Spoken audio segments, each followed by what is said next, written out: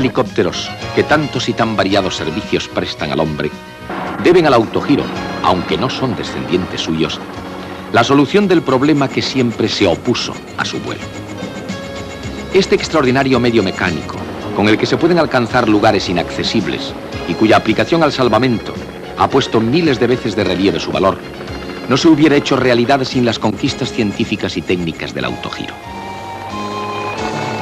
Esta es la historia de ese autogiro, que es como decir, el testimonio de la tenacidad y la fe de un hombre en su propio talento.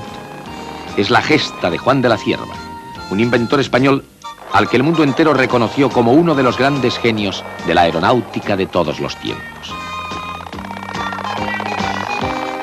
Vamos a retroceder al Madrid de los años 10, cuando un joven estudiante de quinto año de bachillerato contempla por vez primera el vuelo de un aeroplano. Había nacido en Murcia, en 1895, y era hijo de don Juan de la Cierva y Peñafiel, ilustre abogado y político conservador, varias veces ministro de la monarquía. El vuelo de Mamet en la ciudad lineal, en aquel Madrid de marzo de 1910, le impresiona. Meses más tarde, con otros muchachos, Pepe Barcala y Pablo Díaz, construye un planeador y lo lanza desde el Cerrillo del Sastre, frente al hipódromo de la Castellana, con su hermano Ricardo como piloto. Pero no era aquella la meta de Juanito de la Cierva. Cuando a mediados de 1911 presencia la llegada de Bedrines a Madrid, decide, junto a sus compañeros, construir un aeroplano. Lo llamarán el BCD, las iniciales Barcala, Cierva y Díaz.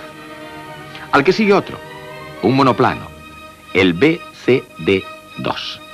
Después de estas experiencias, la vocación de Juanito estaba decidida. Se dedicará a la construcción de aeroplanos. Pero, ¿cómo prepararse?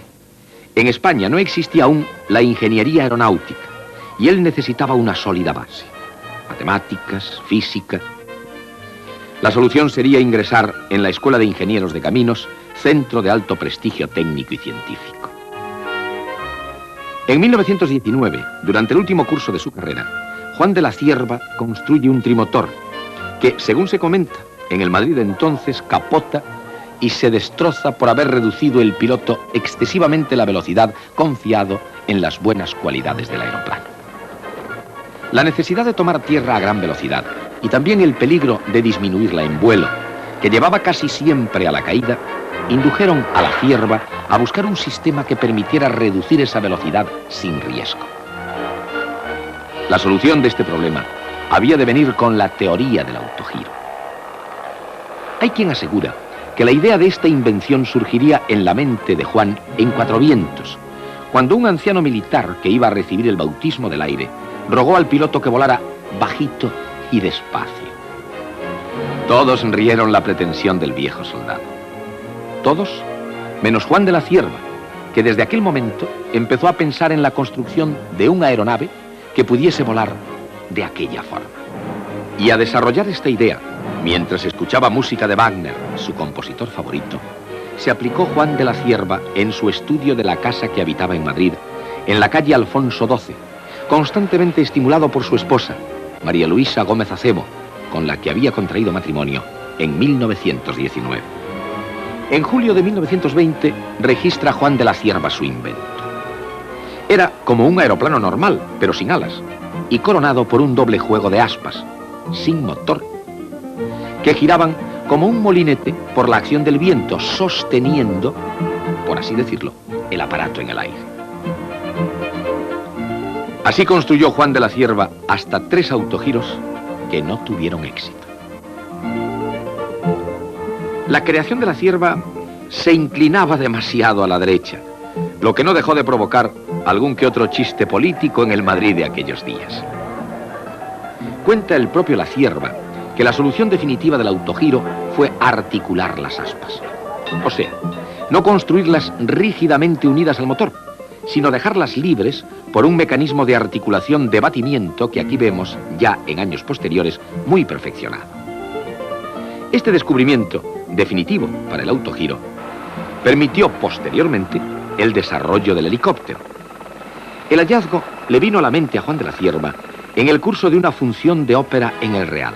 Aída fue el telón de fondo de la decisiva modificación del autogiro. Así nació el C4, que voló en Getafe el 10 de enero de 1923, aunque solo dio pequeños saltos.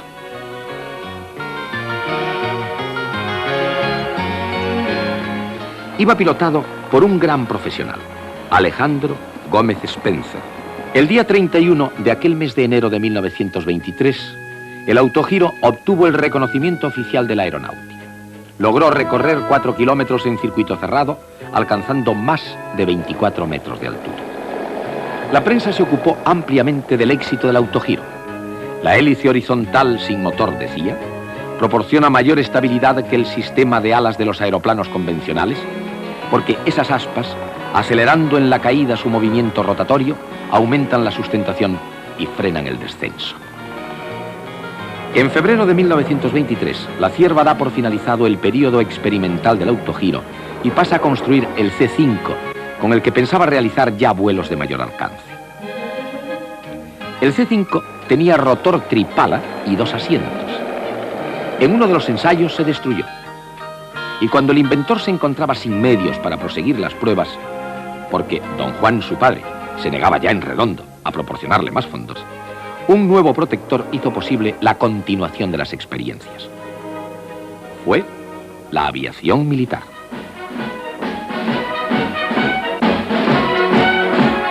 Y en sus talleres de Cuatro Vientos se empezó la construcción de un nuevo autogiro.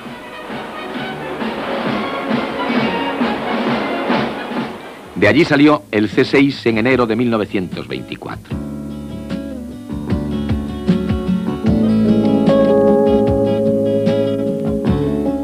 Mucho más perfeccionado lo pilotaba el capitán José Luis Ureta. Poco después se incorpora a la historia del autogiro el capitán Loriga, famoso más tarde por su vuelo Madrid-Manila con Gallarza.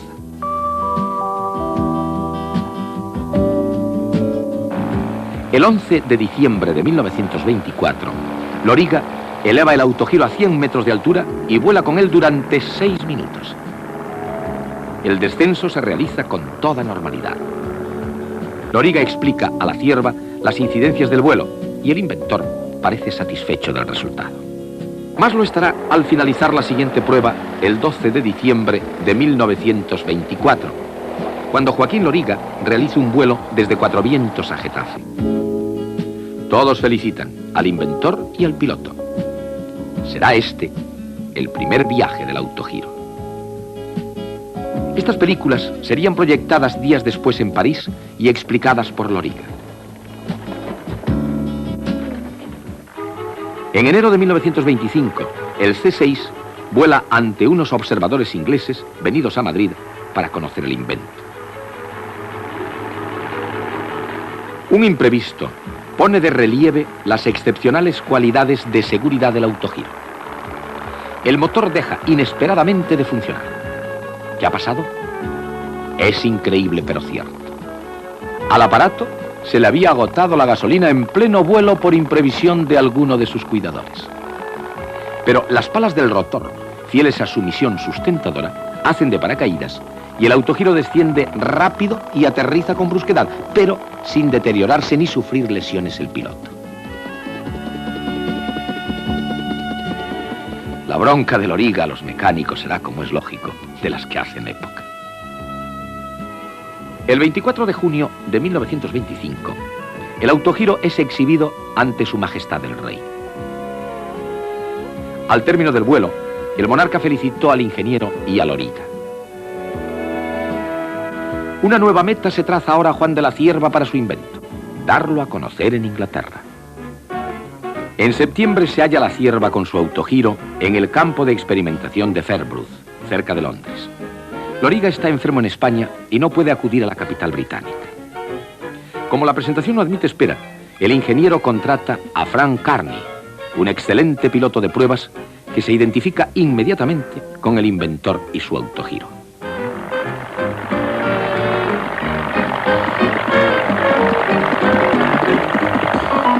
Las demostraciones ante el secretario de Estado del Aire, Sir Samuel Hoare, el jefe de Estado Mayor de la RAF y el vicemariscal Selmont constituyeron un completo éxito. La prensa estaba entusiasmada. Uno de los presentes dijo asombrado: después de verlo, aún sigo sin creer lo que ha pasado ante mis ojos. Los periódicos se vuelcan con el inventor. El autogiro es filmado por primera vez desde el aire. Se invita a la sierva a pronunciar conferencias, a coloquios. Los ingleses vieron que este hombre les traía algo nuevo en la historia de la aeronáutica, con aquellos aterrizajes lentos, en muy pocos metros, sin riesgo alguno para el piloto. El gobierno inglés le encarga 4 autogiros y se forma una empresa con capital británico para la difusión y perfeccionamiento del ingenio. Será la Cierva Autogiro Company. El hecho no cae bien en algunos círculos españoles. Pero, ¿qué podía hacer el inventor? Nuestro país no disponía de base tecnológica para materializar los hallazgos con que cada día perfeccionaba Juan de la Cierva su invento. Además, ninguna iniciativa del capital privado alentó al ingeniero a proseguir sus trabajos en nuestro país. Solo la aviación militar le había tendido una mano. Y Juan de la Cierva no quería continuar grabando sus presupuestos ya muy agobiados con los gastos africanos.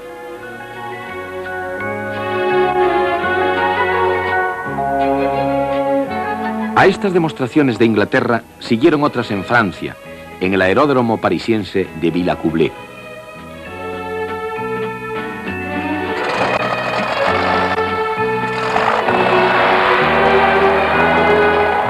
Un día antes de presentar el autogiro ante el subsecretario de Estado para la Aeronáutica, el viento vuelca la aeronave, que queda muy dañada.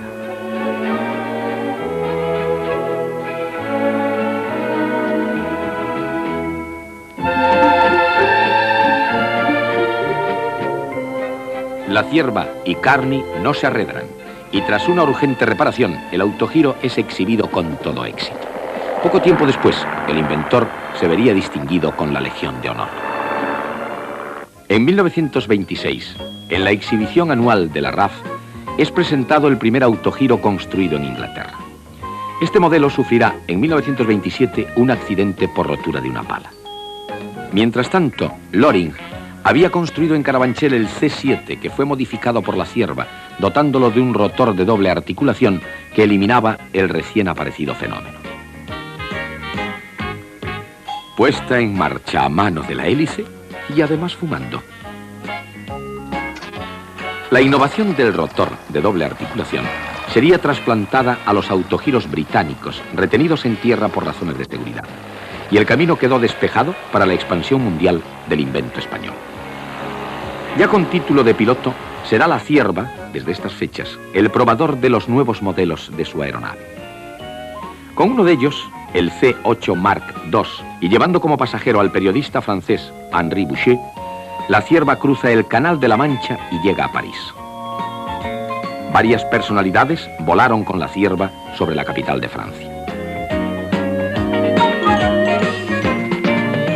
Después, una gira triunfal por Europa eleva aún más la fama del autogiro.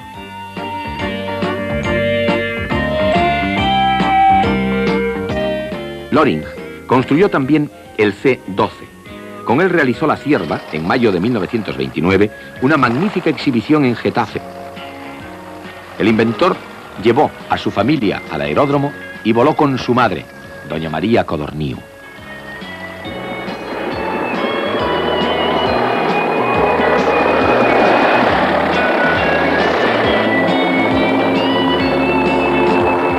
Al término de la experiencia, la madre del inventor parece muy complacida. Y más don Juan, de ver a su esposa a salvo. En presencia de su hermano Ricardo, Juan de la Cierva sube a sus hijos al autogiro.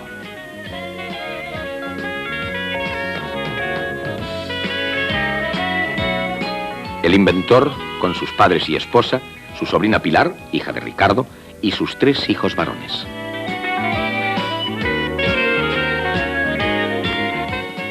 A fines de 1928, llega el autogiro a Estados Unidos. Un industrial norteamericano, Harold Pitcairn, había adquirido uno en Inglaterra. Con otro modelo posterior, el C-19 Mark II, El propio La Cierva asombrará a los asistentes al Festival Aeronáutico de Cleveland el 27 de agosto de 1929, para el que se habían despachado 500.000 de entradas. La Cierva ha prometido aterrizar en un círculo de 20 pies. Nadie lo cree, claro. El locutor que anuncia los vuelos dice: ahora el autogiro despegará, volará y se posará en el círculo si puede.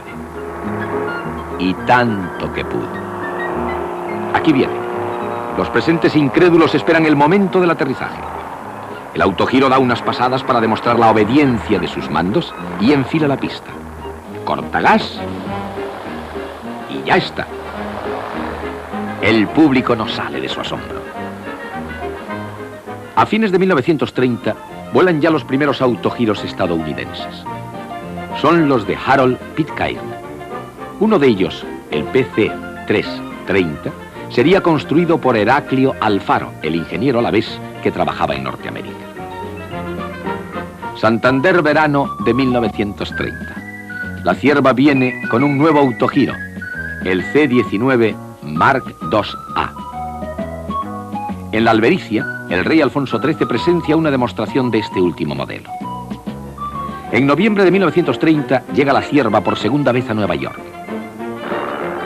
Autogiros norteamericanos lo saludan con el Welcome Cierva.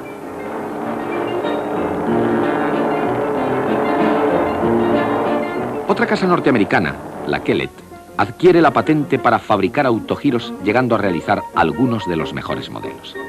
Los autogiros construidos por Pitcairn, con licencia, siguen acaparando la atención de los norteamericanos. El PCA-2, que ya se ha construido en serie, les entusiasma, sobre todo cuando lo ven descender para tomar combustible en una gasolinera.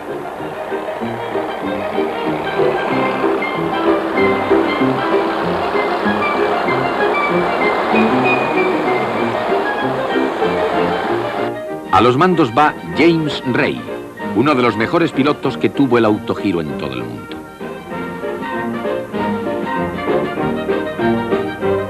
Ray retrocede unos metros y hace un despegue impecable en plena calle.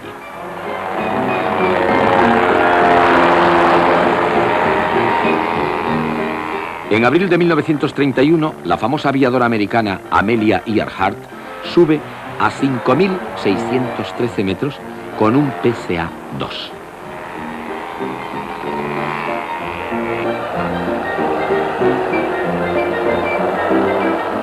La fama del autogiro en Estados Unidos culmina con su descenso sobre el césped de la Casa Blanca en honor al presidente Hoover.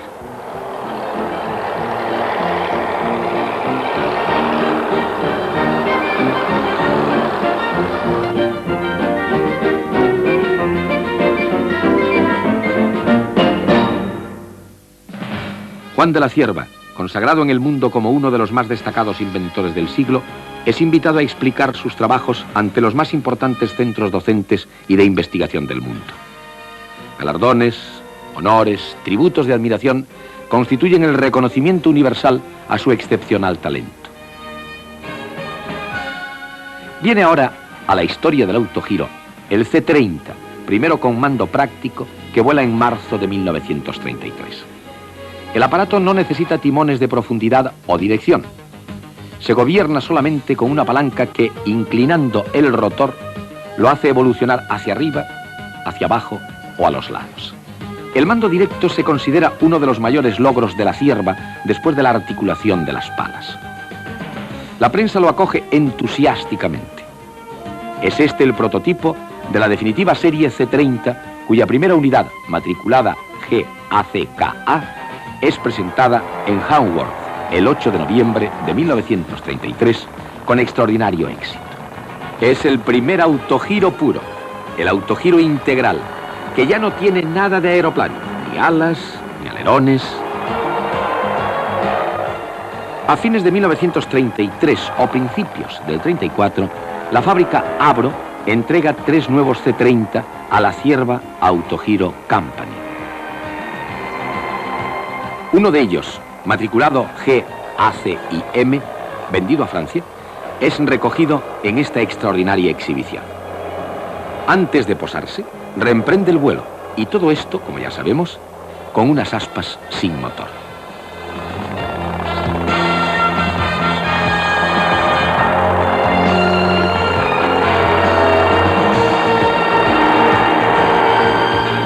Lo vemos aquí simulando el aterrizaje al borde de un muro.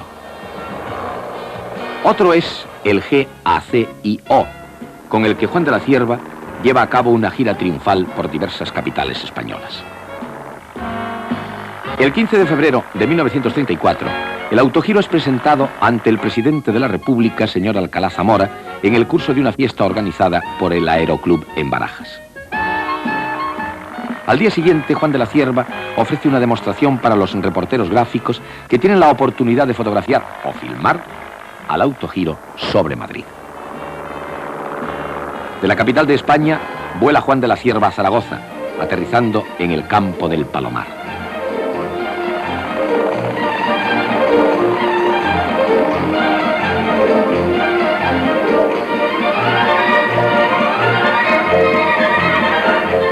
Regresa después el autogiro a Madrid para ofrecer una exhibición ante el ministro de la Guerra, Diego Hidalgo, en Cuatro Vientos.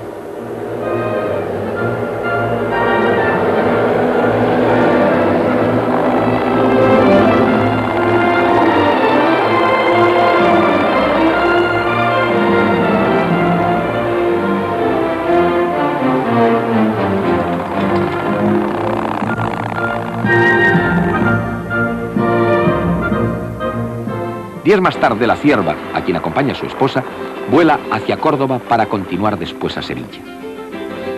En Sevilla hace la Cierva una demostración con el autogiro del Marqués de las Torres de la Presa, miembro del Aeroclub de Andalucía. Después, Granada. El día 26 de febrero aterriza el C-30 en la base aeronaval de San Javier.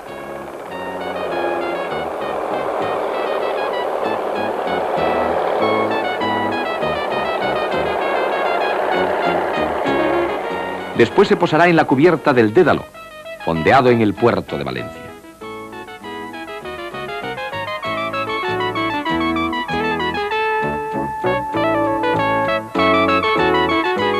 Tras visitar Castellón, se dirige la Cierva a Barcelona. Los habitantes de la ciudad condal podrán admirar el autogiro en el aeródromo de Cantunis y después en el Polo Jockey Club de Barcelona. Aún pasará por Gerona. En Inglaterra, el C-30 es construido en serie. Se venden casi 100 aparatos. Los adquiere la RAF, varios aeroclubs y muchos particulares. Se venden en Francia, Alemania y Holanda. Suecia compra uno con esquíes para misiones de salvamento en la nieve.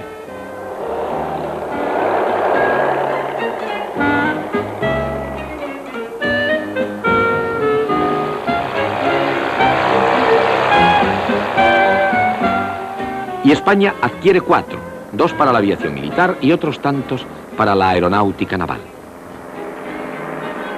Uno de estos últimos, pilotado por el teniente de navío Guitián, aterrizará en Barcelona, en la Plaza de Cataluña, en enero de 1935. El hecho es celebrado por el piloto y autoridades. Pero un error, mal cálculo en la distancia a unos cables, producirá un accidente al despegar, momento que recoge este extraordinario documento cinematográfico.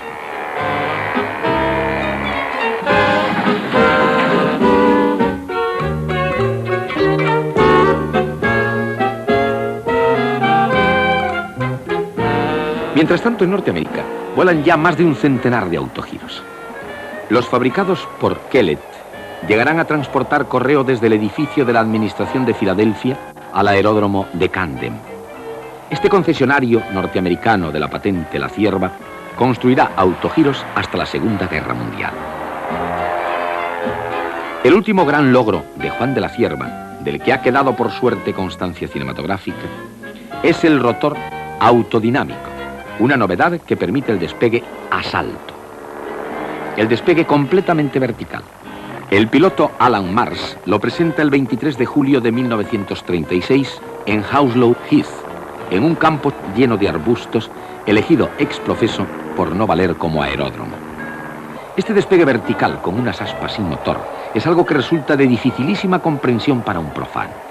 Parece algo irreal, Pero fue resuelto de modo perfecto por el genio científico de la Cierva, que tuvo en esta demostración de Hounslow Heath una de las últimas oportunidades de contemplar su amado autogiro, porque a fines de 1936 el inventor moriría en accidente en un avión convencional.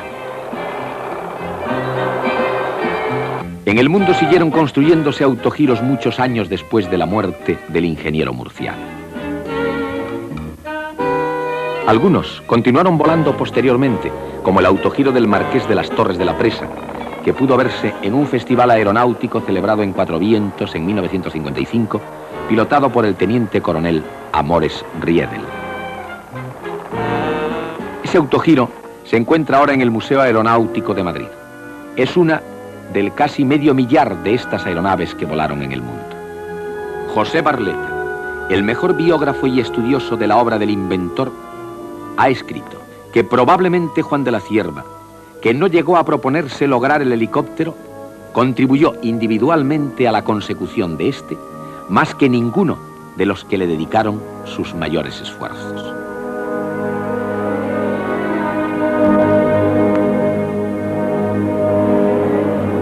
Los restos de Juan de la Cierva reposan hoy en tierra española.